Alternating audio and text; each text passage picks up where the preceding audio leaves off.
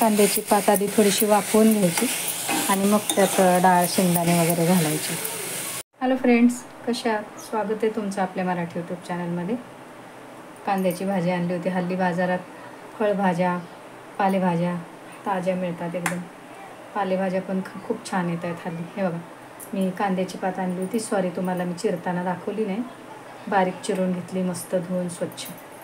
आज आपण कांद्याची पात करू. मुगाची डाळ भिजत घातली आहे बघा थोडीशी. जाडसर शेंगदाणे घेतलेत कुटून. लसूण चेचून घेणार आहे आणि मिरची. तर मी मिरचीची पेस्ट केली. आता त्याला लागणारी थोडीशी वापरणार आहे मी हिरव्या मिरचीची पेस्ट. मीठ घातले त्यात. चला तर आपण भाजी करायला घेऊ.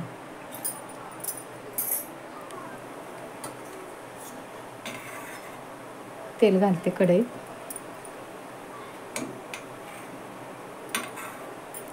थोडंसं घालून घ्यायचं आधी ते.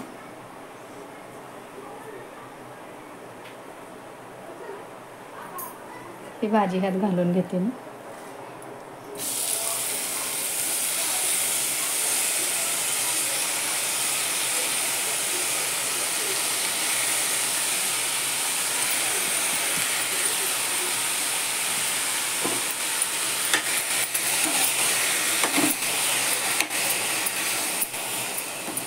आधी ही भाजी चांगली थोडंसं मीठ घालून चांगली मऊ परतून घ्यायची.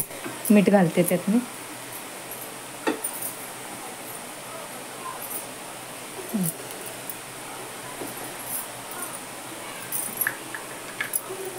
परतू देते चांगलं.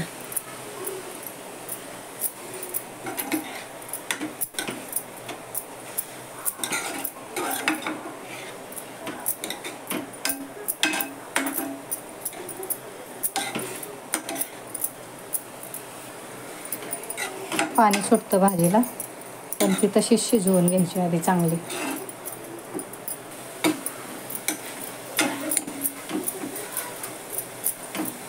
शिजून बघा भाजी कमी झाली.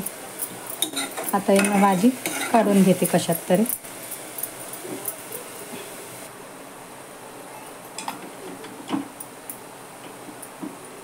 काढून घेते भाजी ह्यात मी.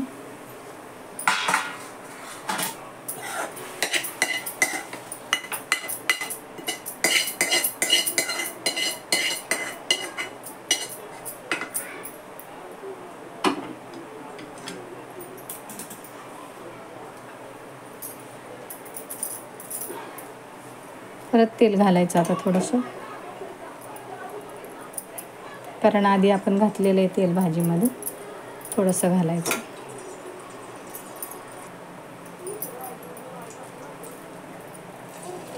लसूण घातला मी त्यात.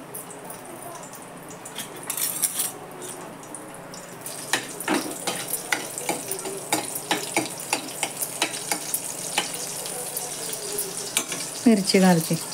भाजी शिजून थोडी झाली म्हणून मग मिरची थोडीशीच घालायची. ह्या लवंगी मिरची खूप तिखट आहे. डाळ घालते मी आता त्यात. भिजलेली डाळ घालते.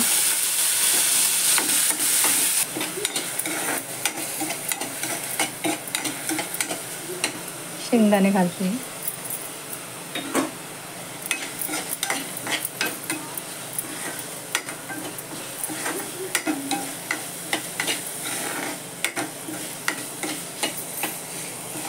आता ही भाजी घालायची त्यात.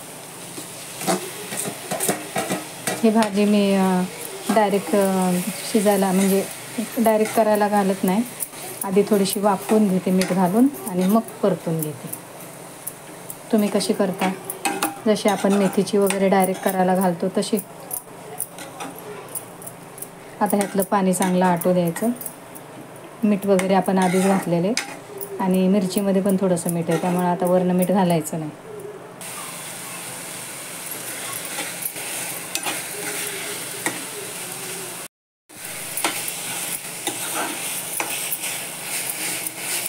अशी मस्त ही अशी कांद्याची पात होती. माझ्या पद्धतीने एकदा करून बघा.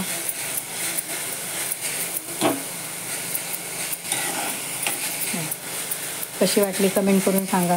व्हिडिओ आवडला लाईक करा, शेअर करा, सबस्क्राईब करा.